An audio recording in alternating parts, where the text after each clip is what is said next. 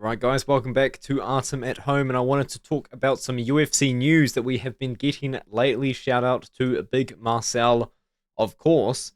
And yeah, I'm bored at the moment, so that's probably all I'm going to say about that. Tom Aspinall versus Gane was the probably the biggest announcement, I wod say, as well as Ankalaev versus Pereira 2 and Merab versus Sandhagen. I would say the three main fights, but I will talk about some more as well quite briefly.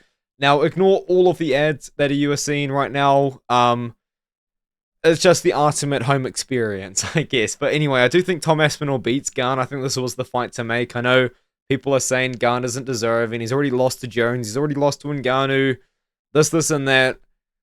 I mean, who else were we going to do? Who else was Tom Aspinall going to fight at the end of the day? It kind of just had to be Gane. You know, you can't give Volkov it, even though it would have been, technically off a loss, even though he should have won. But I think Aspinall beats Gane. I think Aspinall beats Gane relatively easily. Aspinall can wrestle. Aspinall can grapple. And he's a very good boxer. Gane, you did show that if you do take on, if you throw a lot of power at him, you are going to hurt him. And Ngannou kind of did it. Tuivasa did it, I don't really know what else to say about this fight, really, right off the top of my head. I just think Aspinall's better.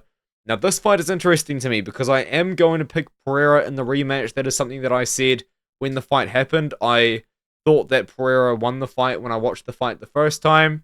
I still believe Pereira won the fight. Now, I know a lot of people believe that is cope. I know a lot of people disagree with me. I'm seeing a lot of Ankalaev 4-1 scorecards. Damage wins fights, guys. It's that simple. It's the scoring system. People try to overcomplicate it so much. Damage is everything.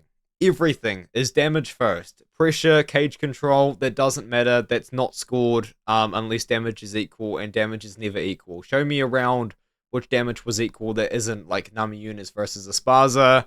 Ankalaev got the decision the first time. Makes sense for Pereira to get the rematch. It was a close fight. He is one of the most popular guys in the sport. And the thing about this fight, and the reason why I'm going to pick Pereira again, is because the main concern for me was going to be the wrestling.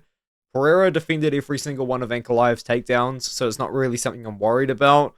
And I do think that now this time Pereira is going to be a bit more aggressive, and I think he does beat Ankalaev. Another thing as well is Pereira was in Australia doing seminars 2 weeks before the fight even happened, so I just don't think he was even locked in. I think if he locks in for this one, we should be chilling Pereira gang. Now, Merab versus Cory Sandhagen, I'm seeing a lot of people being quite negative about this one.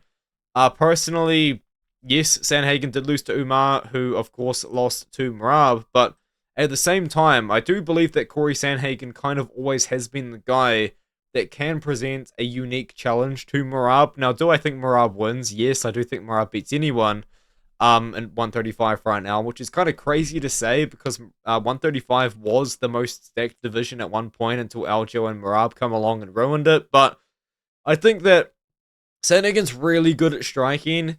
He's pretty good at wrestling. And another thing about Sandhagen is he mixes it up very well. And I think that something that O'Malley couldn't do that Sandhagen can is, I think, kind of maybe test Merab in the grappling as well as on the feet. I feel like Sandhagen's a more well-rounded fighter.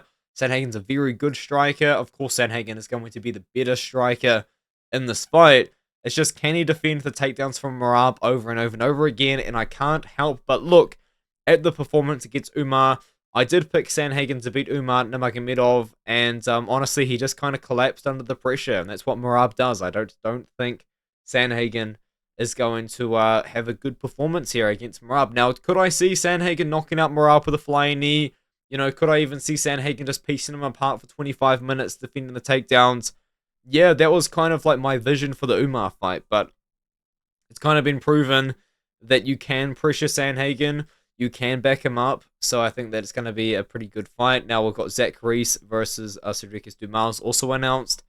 Zach Reese should knock him out, right? But the thing about Reese is he is so chinny himself, man. Him and McVeigh are going to be the two chinniest guys aside from Dusko Todorovic in the UFC. Manon Fiorot versus Jasmine Jasudavicius is an epic fight that was announced.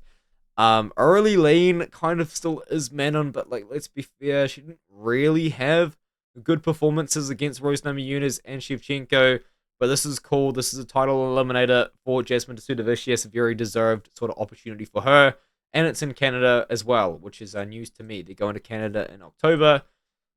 I mean, this should be a free win for Petrino, right? I mean, just look at them. The next one is Tatiana Suarez versus Amanda Lemos. Another very interesting matchup. Now, Suarez, of course, did just lose to Zhang Weili. Got out-wrestled by Zhang Weili. I don't know about this one, guys. This is definitely going to be one that I need to research, obviously, closer to the time. Shabazian versus Muniz. Stylistically, Nightmare matchup for Shabazian, but Shabazian somehow recently has been able to beat Nightmare matchups. Like Petrosky was a recent win of his. A very odd build for Shabazian. He's got the very protruding, below the chest sort of stomach plates, almost like abdominals. I actually have done some research on this. Apparently, this happens when you don't have good breathing technique. Like you breathe with your stomach, not your chest, or something. It's like something odd like that. Like you just don't have good breathing technique. That is how this sort of build can be naturally achieved, if that's what you want to do.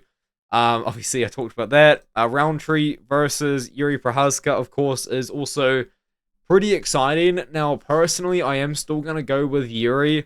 I know you could probably just kind of go, oh, Khalil hits hard, Jiri gets hit. Jiri, no belly button on Jiri. Interesting build. A lot of interesting builds here. I do think that Jiri should beat Khalil. He's just more well-rounded at the end of the day. I know he gets hit, but also at the same time, he does have good head movement. Michelle Montag, I mentioned her briefly as well. Signed to the UFC from the PFL. 6 wins, all by rear naked choke, all in the first 2 rounds, I believe. Very excited to see her in the UFC. Luana Carolina is a Muay Thai striker with pretty good takedown defense. I do believe that Montag should be able to go out there and get a rear naked choke. I'm excited for that because she's from New Zealand. Janata Denise versus Maria Pinto. Good fight, honestly. Like, these are, I mean, as for Pinto, Pinto's a guy I'm very high on. He didn't have a great performance, I didn't think, about against Camacho and Lane, but very good heavyweight prospect. If Pinto can win this fight, he is a legit guy to look out for. Someone's O has got to go, even though Dusko is 3-6 in the UFC. Dude, this is the annoying thing. Dude, Dusko is going to win this fight, and he's going to get another contract. Dude, Dusko, they're just going to keep getting him chinged. Like, Dusko, you're shortening your life, bro. But yeah, Dusko should win this. Probably not by knockout, though. Barlow versus Santos. Barlow moving up to 185. Is this on short notice? It's not.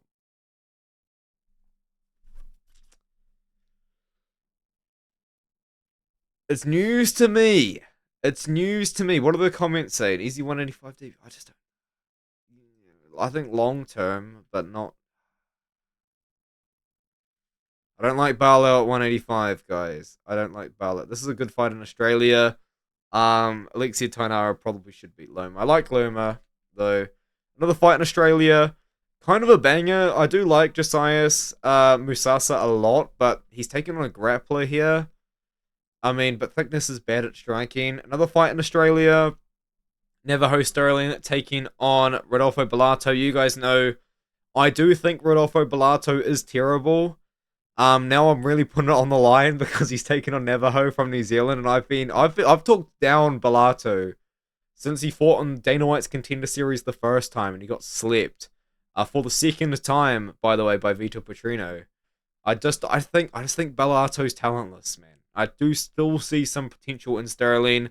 Yes, he's taking fights the distance that he should be finishing, but at the same time, he's getting half an hour of experience. I know it's not an excuse I give for anyone else, but Maxim versus Raposo, kind of a banger. I would be surprised if Maxim lost this, though. I know that Maxim is fraudulent, but I also think that he's more well-rounded than Raposo. Apparently, this fight's not happening anymore. But if it did happen, I do think that Bekaev beats him. And then Kiason should win this. Like, she really should win this. Anyway, that's it. Let me know what you think in the comments below. I know it's just an Artem at home sort of classic here. Not really much going on. But, yeah. I'll see you guys in the next one.